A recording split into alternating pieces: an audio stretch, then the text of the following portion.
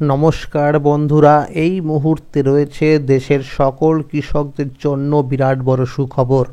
আপনি যদি একজন কৃষক হয়ে থাকেন এবং পশ্চিমবঙ্গ সরকারের কৃষক বন্ধু প্রকল্পের প্রথম কিস্তি অর্থাৎ খরিফ মরশুম টাকা এবং পিএম কিষাণ প্রকল্পের ১৯তম কিস্তি টাকার জন্য অপেক্ষা করে আছেন, তাহলে রয়েছে এই মুহূর্তে আপনার জন্য দুর্দান্ত খুশির আপডেট।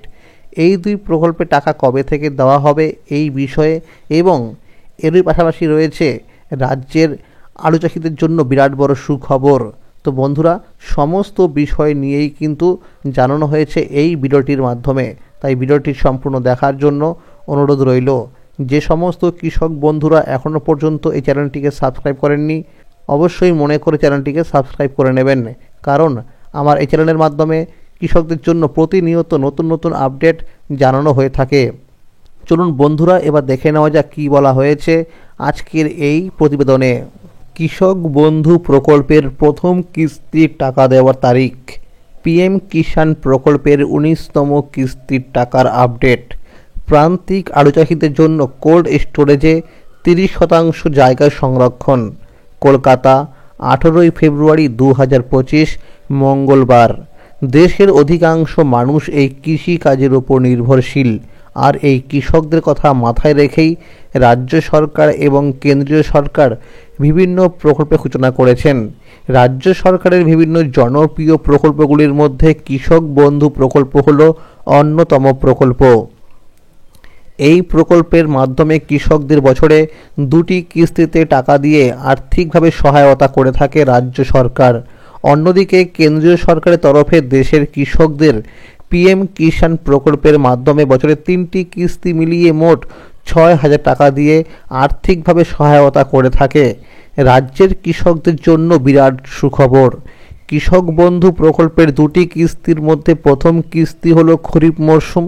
এই কিস্তির টাকা দেওয়ার সময় হলো এপ্রিল মাস থেকে শুরু করে সেপ্টেম্বর মাস পর্যন্ত এবং দ্বিতীয় কিস্তি হলো রবি মরশুম। এই কিস্তির টাকা দেওয়ার সময় হলো অক্টোবর মাস থেকে শুরু করে পরের বছরের মার্চ মাস পর্যন্ত এই সময়ের মধ্যে।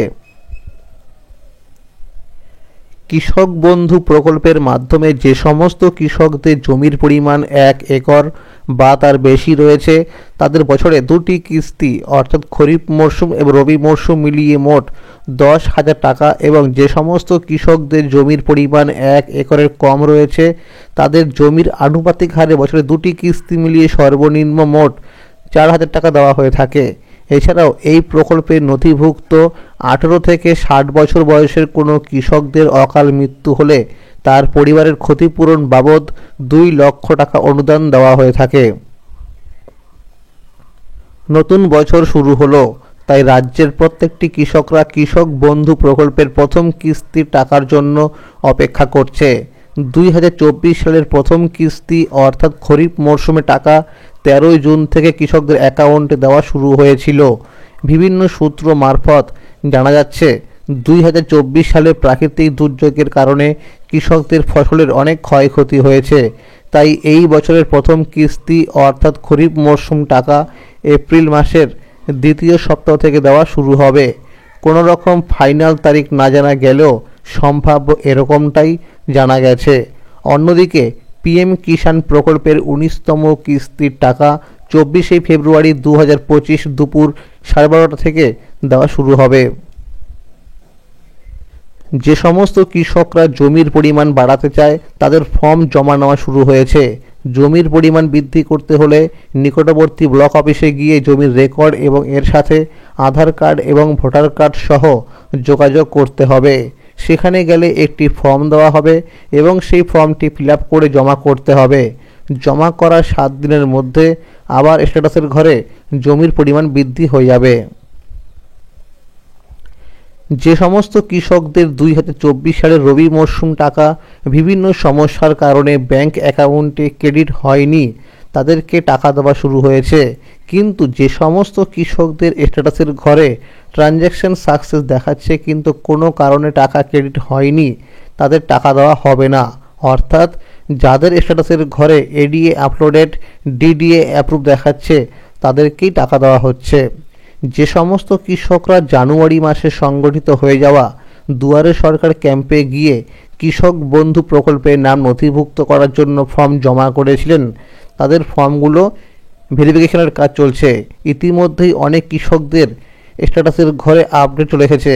কৃষকরা তাদের আধার কার্ড, ভোটার কার্ড এবং মোবাইল নাম্বার দিয়ে স্ট্যাটাস চেক করতে পারবে। যাদের স্ট্যাটাসের ঘরে অ্যাপ্রুভ এবং কেবিআইডি নাম্বার দেখাচ্ছে তাদের আগামী প্রথম কিস্তি অর্থাৎ খরিফ মরশুম টাকা দেওয়া হবে। অনেক কৃষকদের ডকুমেন্টসের তথ্যের ভুল কারণে তাদের স্ট্যাটাসের ঘরে ডিলিট ফার্মার বা নো ডেটা ফাউন্ড দেখাচ্ছে। এই কৃষকদের আবার ব্লক অফিসে গিয়ে বা কৃষি অফিসে গিয়ে নতুন করে ফর্ম জমা করতে হবে।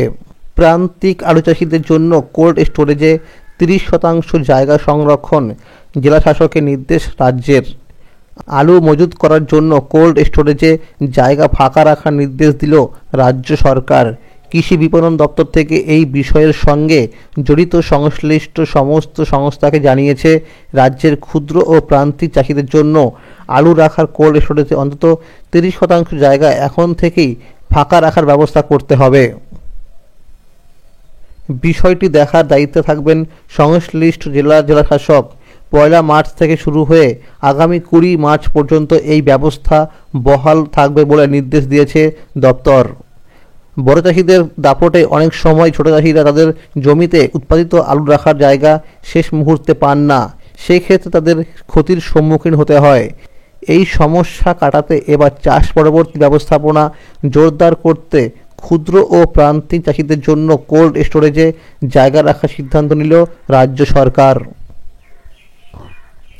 এই সমস্ত চাষিরা জেলা শাসকের কাছে তাদের কেসিসি বা কৃষক বন্ধু কার্ড, বাংলা শস্য বীমা যোজনার চলতি বছরের প্রমাণপত্র সমেত জেলা শাসকদের কাছে কোল্ড স্টোরেজে জায়গার জন্য আবেদন করতে পারেন। তারা সর্বোচ্চ 35 কুইন্টাল 70 ব্যাগ আলু রাখতে পারবেন।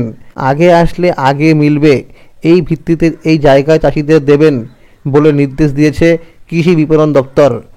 20 মার্চের পর যদি নির্দিষ্ট জায়গায় অংশ ফাঁকা থেকে যায় তাহলে কোল্ড স্টোরেজের মালিক তা নিজস্বভাবে ব্যবহার করতে পারবেন। তবে এই ফাঁকা জায়গা থেকে যাওয়ার জন্য কোনো ক্ষতিপূরণ মিলবে না। একই সঙ্গে জানানো হয়েছে বাকি চাষিরা যেভাবে কোল্ড স্টোরেজে আলু মজুত করেন সেভাবেই করতে পারবেন। চলতি বছরে 12টি নতুন কোল্ড স্টোরেজে আরও 1.37 লাখ মেট্রিক টন বাড়তি জায়গা মিলবে আলু মজুত করার জন্য। এই নিয়ে রাজ্যে 496টি কোল্ড স্টোরেজের 81 লাখ মেট্রিক টনেরও বেশি জায়গা থাকছে আলু রাখার জন্য। উত্তরবঙ্গের জেলাগুলিতে এবছর আরও 10টি নতুন জায়গা হয়েছে। সব মিলিয়ে প্রায় রাজ্যের জেলাগুলিতে প্রায় 508টি কার্যকর জায়গা থাকছে উৎপাদিত আলু মজুতের জন্য। এই বিষয়ে প্রগতিশীল আলু ব্যবসায়ী সমিতির সাধারণ সম্পাদক লালু মুখোপাধ্যায় বলেন, আগেও ছোট চাষিরা আলু মজুত করত, তবে সরকার যদি চাষিদের থেকে 30% আলু কিনে নেয় তাহলে ছোট চাষিরা আরও উপকৃত হবে। তো বন্ধুরা, আজকের এই ছিল আপডেট। পরবর্তী আপডেট পাওয়ার জন্য অবশ্যই মনে করে চ্যানেলটিকে সাবস্ক্রাইব করে রাখবেন এবং সকলের কাছে শেয়ার করে দেবেন। যদি এই ভিডিওটি ভালো লাগে অবশ্যই লাইক করে দেবেন। ধন্যবাদ।